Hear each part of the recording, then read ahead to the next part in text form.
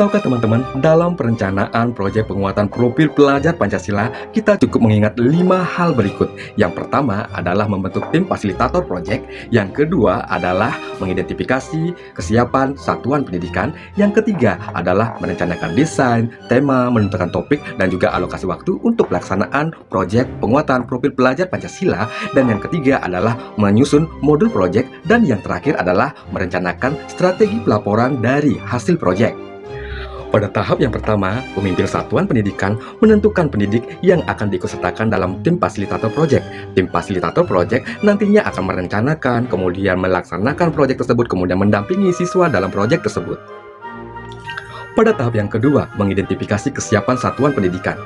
Kepala satuan pendidikan bersama tim proyek yang sudah terbentuk melakukan refleksi diri terhadap satuan pendidikan untuk mengetahui kesiapan dari satuan pendidikan dalam menerapkan proyek penguatan profil pelajar Pancasila. Nah, nantinya akan ketemu kesiapan dari satuan pendidikan. Apakah satuan pendidikan tersebut akan merancang proyek dengan menggunakan tahap awal, atau tahap berkembang, atau tahap lanjutan. Pada tahap yang ketiga, yaitu pada tahap menentukan dimensi yang akan dikuatkan, kemudian menentukan tema, menentukan topik, menentukan elemen, dan juga alokasi waktu. Fasilitator proyek akan berkolaborasi, berdiskusi dalam menentukan dimensi apa yang ingin dikuatkan. Tentunya dimensi yang akan dikuatkan adalah dimensi yang masih kurang dari satuan pendidikan tersebut.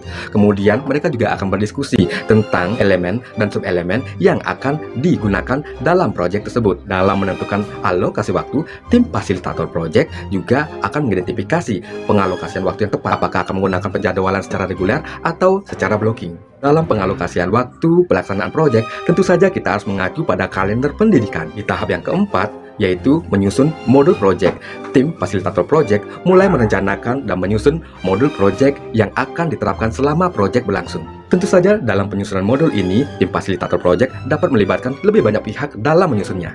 Dan di tahap yang terakhir, yaitu merencanakan strategi pelaporan hasil proyek, tim fasilitator proyek mulai melakukan pendokumentasian kegiatan proyek. Setelah itu mereka melakukan pengolahan hasil asesmen hingga menyusun rapor proyek. Nah, demikianlah perencanaan dari proyek penguatan profil pelajar Pancasila. Bagaimana? Mudah kan untuk diterapkan?